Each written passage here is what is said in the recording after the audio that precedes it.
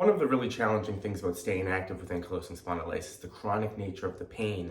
Stiffness, tightness, fatigue can always really feel like it's there. Pain levels can vary drastically day to day, week to week. So you can kind of be unmotivated to want to work out. You can say, what's the point if the pain's just going to keep coming back? So when I'm really stiff and tight, what I've tried to focus on is just doing a couple stretches, a couple movements, a brief routine that I know is going to help loosen me up, give me a little energy.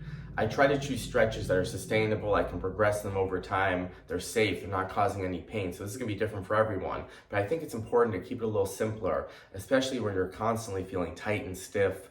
It can be hard to think about a full workout. It can be hard to think about the whole journey at that time. So what I try to do is just think about the feeling I get after just doing these brief stretches, brief movements, postural drills. And I always feel better after doing them, no matter what. Even when I'm incredibly stiff and tight, I always say the same thing: what's the point? The stiffness and tightness just keeps coming back. But whenever I do this brief routine, I always feel better, and the rest of the day is always better because of it. Maybe I'm still stiff and tight the rest of the day, but it's not as bad as it was in the morning. So all I think about is the feeling I get after this mini routine. And that's what I try to consistently do, because again, it's safe, it's sustainable.